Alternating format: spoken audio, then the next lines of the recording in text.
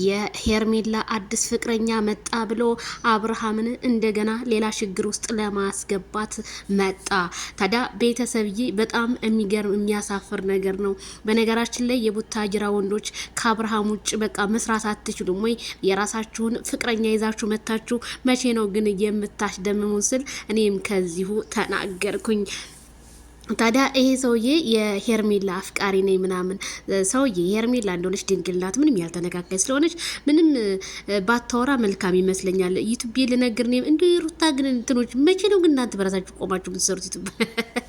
ኧረ ወንዶች ወን እንደ ኢንተርኔት እኔ ካንተ አልጠብቅም። አንተ እኮ በጣም ጎበዝ ልጅ ነበርክ። እንዴት በራስ ሰርተ መምጣት አቃተ? ጭራሽ ሄርሜላ ፍቅረኛ አለ። እንኳን ፍቅረኛ አይደለም እንትን የሚኖራት ምን አገባ? መብቷ እኮ ነው የፈለገችውን ነገር ማድረግ እና በጣም ነው የሚገርመው። እንግዲህ እያንጫጫችሁ ትገኛለች ሄርሜላ። ይሄንን ቪዲዮ ለኤፍሬም አድርሱለት። ሄርሜላ እንደሆነ ሚሊዮን ፍቅረኛ ነው የሚመጣላት፣ ግን እሷ አትፈልግም እንጂ እሷ ተፈልጋ ነው የምትሄደው እንጂ ፈልጋ የምትሄድ ሴት እንዳልሆነች አስረግጣችሁ ለኢንተርቴንመንት ንገሩልኝ ማለት ነው። እና ቤተሰብዬ እንግዲህ ቡዜ በጣም እየለመነቻት ሄርሜላ በነገራችን ላይ በጣም ተጎድቻለሁ። የበፊት ጉዳቷ በጣም ሊሽር ስላልቻለና አብርሃምን እንግዲህ ነገ ከነገ ወዳ እንደምትቀበለው ባለሙሉ ተስፋ ነኝ። ምክንያቱም አብርሃም ራሱን ማስተካከል አለበት። ፍቅር ስትመጣ እንዲህ ፍቅር ስትሰርባት ነበረ፣ ሩታ ስትሰርባት ነበረ፣ በዙሪያው ያሉት ኤፍሬም ሲሰርቧት ነበረ። እነዛን እንኳን እንዲያከብሯት ማይክል ጃክሰን አላደረገም። በሰዓቱ ዝም ነው ያለው። ስለዚህ ማይክል ጃክሰን ይሄንን ነገር አስተካክለ አሳዝነኛል በጣም ያሳዘነኛ። አብርሃም በጣም ተበሳይቷል።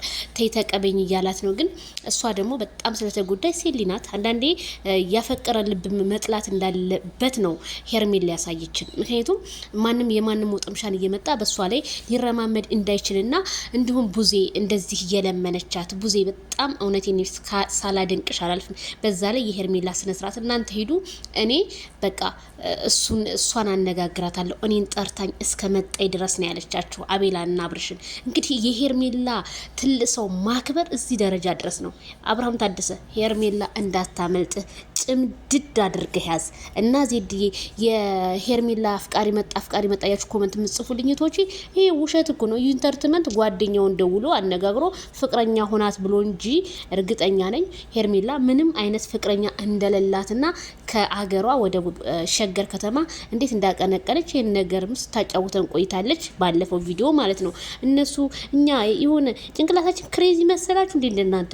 እኛ እናቴ ለወደር ነው ሰው ሟች ነን፣ ለጠላን ሰው ደግሞ ሬቶች ነን። አለቅ 4 ነጥብ